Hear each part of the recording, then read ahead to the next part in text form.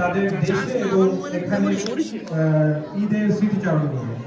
আমরা সবাই জানি আমাদের সবার ফ্যামিলি, স্পেশালি যাদের বাবা মা দেশে আছে, এখানকার ঈদটা কেমন হয়। সো এটা আমরা মোস্ট সিনিয়র ভাইদের যারা অনেক বছর ধরে এখানে ঈদ পালন করতেছে তাদের স্মৃতিচারণগুলো একটু শুনতে চাই।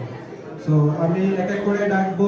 শাহিন ভাই চলে আসবেন কাইন্ডলি, তানজিম ভাই চলে আসবেন, লিটন ভাই কাইন্ডলি একটু স্টেজের দিকে চলে আসেন, এবং ফখরুল ভাই কাইন্ডলি স্টেজের দিকে চলে আসেন।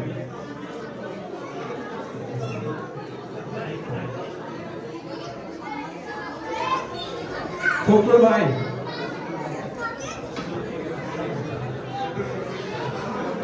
বড় ফখরুল ভাই। সো আমাদের হাতে খুব বেশি সময় নাই, সো আর বেশি কথা বলতে গেলে আপনারা ইমোশনাল হয়ে যেতে পারেন। সো এক একজন 2 মিনিট টাইম পাবেন আপনাদের মতো করে, জাস্ট আপনাদের এক্সপেরিয়েন্স স্মৃতিচারণ যা শেয়ার করতে চান। হ্যাঁ, ফখরুল ভাই শুরু করতে পারেন। আচ্ছা, আমি এমন একটা পজিশনে এসে দাঁড়িয়েছি যে আমি ওকে, সবাইকে ঈদের শুভেচ্ছা, বৈশাখের শুভেচ্ছা, ঈদ মুবারক। আমার নাম ফখরুল, আমি এখানে 2017 থেকে আছি। অন্য কিছু না বলে বলবো যে জীবনের অভিজ্ঞতা থেকে অনেক কিছু পার করে এসেছি। অথবা সবার কাছে একটা অ্যাডভাইস থাকবে যে আমরা যেন সবাই একটা প্রসেসিংয়ের মাধ্যমে ভালো মানুষ হওয়ার চেষ্টা করি, আদতে এগিয়ে থেকে যাবে। আজকে আমি যে কথাটা যাকে বলছি, যে কাজটা যাকে করছি, সব কিছুই একসময় নিমেষ হয়ে যাবে, কিন্তু ভালো মানুষ না হয়ে পৃথিবী থেকে বিদায় নেওয়াটা একটা ধরনের অকওয়ার্ড জিনিস আছে। এটা আর কথা বলবো না, সবাই ভালো থাকো, সবার জন্য দোয়া করি, সবাই সাকসেসফুল হও, এটাই দোয়া করি। ইনশাআল্লাহ ভালো থাকবে সবাই। থ্যাংক ইউ ভাই। শাহিন ভাই হচ্ছে ঈদের স্মৃতিচারণ নিয়ে কথা বলেন। থ্যাংক ইউ ফখরুল ভাই। আসসালামু আলাইকুম, আমি শাহিনুর রহমান, দেশজনে 2011 সাল থেকে আছি। তো এদের স্মৃতিচারণ বলতে আমার আসলে অনেক ইমোশনাল ব্যাপার থাকে। আমি 2004 সালে বাংলাদেশ থেকে বের হয়েছি, এরপরে আর দেশে করা হয়নি আমার। ঈদের দিন সকালবেলা উঠে বাবা আমাকে ডাকতো, বাবা তুমি উঠো। আমি ঘুমিয়ে থাকতাম, বাবার হাত ধরে পরে আমি ঈদের নামাজ পড়তে যেতাম। এরপরে এসে বন্ধু বান্ধবের সাথে দেখাশোনা, তারপর মায়ের হাতে রান্না করার সময়, এই ছিল আমার দেশে। আর বিদেশে আসার পরে আমার আর ওরকম হয়নি। আমি গ্রিসে ছিলাম, ওইখান থেকে আমি জার্মানিতে আসি। তো 2009 সালে আমি জার্মানিতে আসি। ওইখানে ছিল এক ধরনের ঈদ উৎসব, ঈদের নামাজ পড়তাম, ওইটা আমার ঈদ ছিল। বাসায় এসে আমার বয়ের আমাদের রান্না করতাম। আর দেশদিনে 2011 সালে আসার পর থেকে দেশদিনের সব কিছু পরিবর্তন হয়। দেশদিনের সবাইকে আমার খুব আপন মনে হয়, এখন আপন মনে হয়। আমার মনে হয় এই যে আমার পরিবার। সকালবেলা ঈদের নামাজ পড়ি, নামাজ পড়ে সবার সাথে দেখাশোনা হয়, কোলাকুলি হয়, কথাবার্তা হয়, কুশল বিনিময় হয়। তারপরে কোনো ভাইয়ের বাসায় হয়তো আমরা একসাথে একত্রিত হই। আর 2011 সালে আমি এখানে প্রফেশনাল হিসাবে ঢুকি, তখন আমার অনেক হাতে সময় ছিল। এরপরে 2015 সাল থেকে আমি একটু ব্যবসায়িক কাজে ব্যস্ত হয়ে যাই, তো এখন আমি আগের মতো সময় দিতে পারি না। তারপর সবার সাথে দেখা হয়। ঈদ মানে হচ্ছে আমার জন্য নামাজ পড়া, সবার সাথে কোলাকুলি করা, আর বাসায় এসে বউয়ের হাতে রান্না খাওয়া, এই। আর আপনাদের সবাইকে বলবো, দেশদান হচ্ছে আমাদের একটা পরিচিত আছে। আমি এখন দেশদান একজন পরিচিত মুখ। আর আপনাদের এই জন্য সবাইকে আমি অশেষ ধন্যবাদ এবং শুভেচ্ছা যে আপনি আমাকে সেই সুযোগ দিয়েছেন। এখন দেশজনে কোনো কিছু হলে আমাকে ডাকে বা আমাকে বলে, তো এটা অনেক ভালো লাগে। আর আমার ভালো লাগে যে এখানে আমার যত বাংলাদেশে যাতে আছে, আমার মনে হয় আমার পরিবার এখন বড় হয়ে গেছে। দেশজন এখন আমার পরিবার, দেশজনই এখন আমার ঈদ। আর সবাইকে অনেক ধন্যবাদ। অসংখ্য ধন্যবাদ। আসসালামু আলাইকুম, আমার নাম তামজিদ, অনেকে হয়তো অপু ভাই হিসেবে ছিল। আমার মনে হয় আমি ড্রেসডেনে এখন যারা আছে তার মধ্যে সবচেয়ে সবাই আগে আসতে হবে ড্রেসডেনে আসা।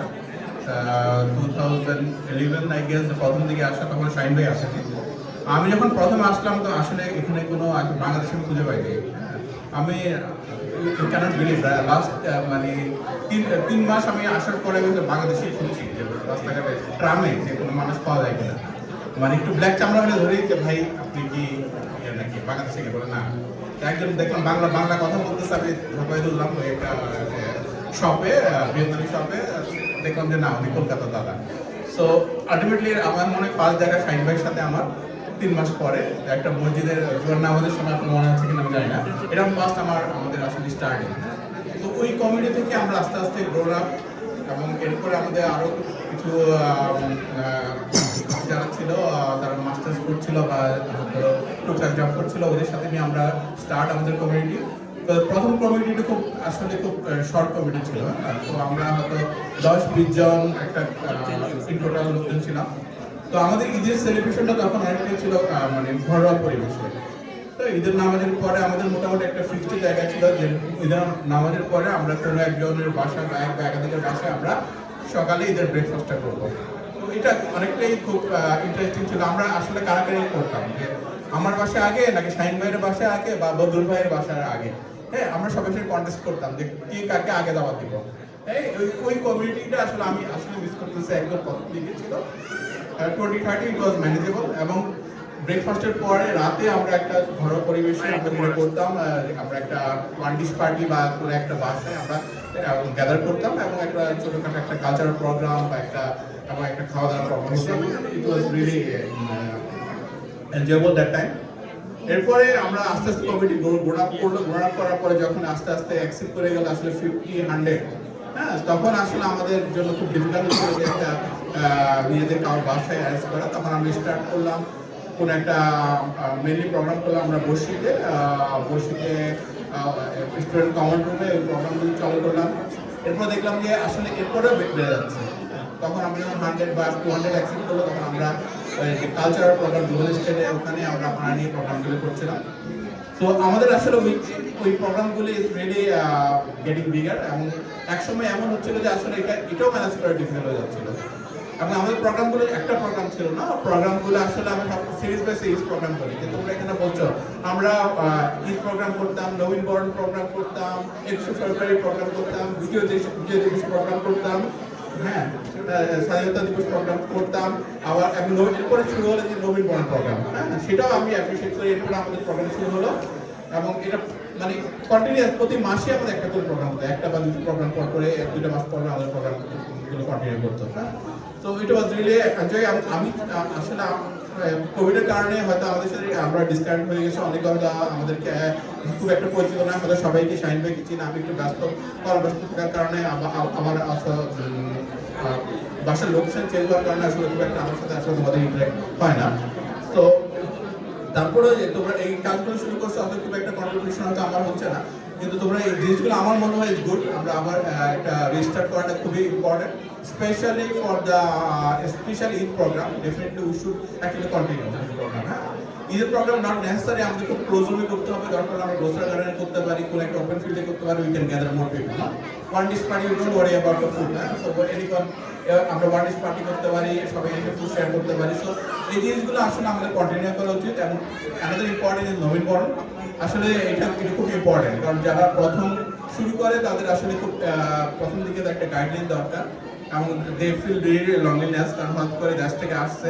সুতরাং যারা ফার্স্ট ইয়ার, আমি অ্যাপ্রিসিয়েট করবো তোমরা এই ট্রেডিশনটা কন্টিনিউ করো, যাতে নতুন যারা আসে তাদেরকে তোমরা ওয়েলকাম করে হেল্প করো। এবং একটা নবীন বরণ প্রোগ্রামের মাধ্যমে একটা সেলফ ইন্ট্রোডাকশন এবং একটা যেহেতু সবাই মোটামুটি সেম হোস্টেলে থাকছো, সুতরাং হেল্পিং হ্যান্ডটা খুব বেশি এবং কানেকশনটা খুব বেশি কম্পারেটিভ টু আমাদের থেকে।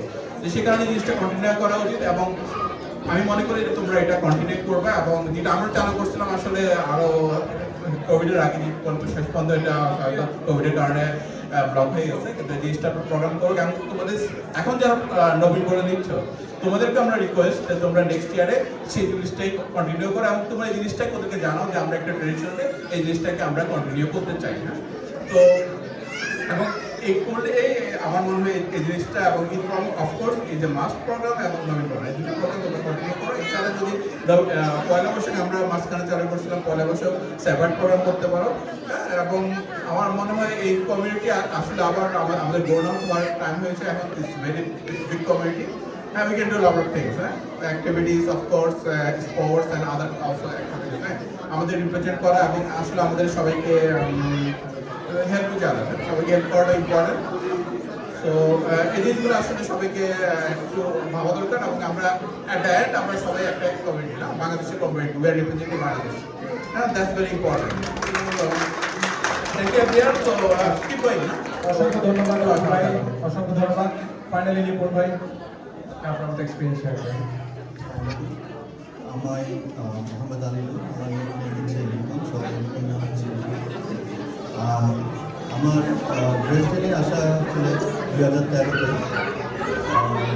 আমার এই হলে আমার অনেক স্মৃতি এবং এই বাইশালবাগ রাস্তাতে দেখেছি অনেক বছর।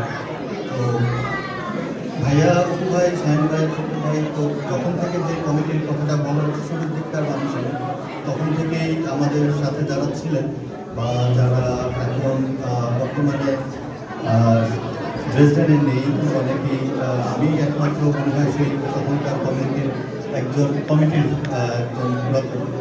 তো অনেক কিছুই শাহিন ভাই বলেছেন, অপু ভাই বলেছেন, যেগুলি আসলে এখন পুরাতন অনেক স্মৃতি, অনেক মনে করলে অনেক খারাপ লাগবে যে অনেকটা সময় ছিল তখন আমাদের ছাত্র ছিলাম, তখন পরিবারের থেকে অনেকটা দূরে, অনেক কিছু আমাদের সকালবেলা ঘুম থেকে উঠে ঈদের দিন আমরা যেখানে যে হলে থাকতাম সেখান থেকে একত্রে ঈদ জামাতে যেতাম, সেখান থেকে এক বড় ভাইয়ের বাসায় আরেকজন, দুপুরবেলা আরেকজন, এইভাবেই ঈদের দিনটা কেটে যেত। তারপরে নিজেদের আড্ডা থাকতোই প্রতিনিয়ত। তো যখন পরিবার আসলো 2017-তে, তখন থেকে আলাদা আরেকটা মানে ঈদের আমেজ থাকতো, ঈদের নিজের পরিবারের সদস্য একজন এসেছে, সেখান থেকে আস্তে আস্তে করে আমাদের পরিবর্তন, বাচ্চা কাচ্চা আসা। তো এই উপলব্ধিগুলি আসলে আস্তে আস্তে এখানে যারা থেকে যায় বা যাদের জন্য নতুন যারা, তাদের জন্য কিছুটা খারাপ লাগা, কিন্তু আস্তে আস্তে যখন পরিবারের মতো করে আমরা একজন আরেকজনের সাথে মিশে যাই, তখন পরিবার থেকে দূরে জিনিসটা খুব কম উপলব্ধি হয়ে যায়। আসলে থাকতে থাকতে আমাদের যেই অনুভূতিগুলি, আমরা একজন আরেকজনের সাথে বন্ধুত্বপূর্ণ আচরণ এবং একটা আমাদের যে অনুভূতি শেয়ার করা, সেখান থেকে ভালোই লাগে। তখন এটাকেই একটা পরিবারের মতো আমাদের মনে হওয়া শুরু করে এবং বড় ভাই, ভাবি বা আমাদের যেভাবে স্নেহ দিয়ে বা যেই বলা চলে যে আদর দিয়ে আমাদেরকে বিভিন্ন অনুষ্ঠানে আমরা একত্রিত হই, তো তখন আর ওই জিনিসটা খারাপ লাগাটা খুব কমে যায়। তবুও বাবা মা, ভাই বোন, আত্মীয় স্বজন, দেশের সেই খারাপ লাগাটা থাকে, কিন্তু সেটাও অনেক সময় বড় ভাইরা তাদের আদর এবং স্নেহতে আমাদের কিছুটা কম অনুভূতি হয়। তো আমি আর ইয়ে করবো না, আর অসংখ্য ধন্যবাদ অর্গানাইজ কমিটিকে। বর্তমান যারা আছে তারা অনেক সুন্দর একটি আয়োজন করেছে এবং আশা রাখি ভবিষ্যতেও আরও করবে এবং যে কোনো সময়ে যে কোনো কিছু বাচ্চা আছে। এখন তো মোটামুটি কিছুটা সময়ে আমি বিরতিতে ছিলাম, অনেক কিছুতে আমি অংশগ্রহণ করতে পারিনি, তবে ভবিষ্যতে আশা রাখি আরও এমনটা বয়স হয়ে যায়নি যে আমি থাকবো না, তো থাকবো ইনশাল্লাহ। যে কোনো কারণে আমি এখানে যদি থাকি প্রেজেন্ট, ইনশাল্লাহ অবশ্যই আমি পার্টিসিপেট করবো, আমার ছেলেও সুন্দরভাবে পার্টিসিপেট করে বিভিন্ন বিষয়ে অংশগ্রহণ করবে ইনশাল্লাহ।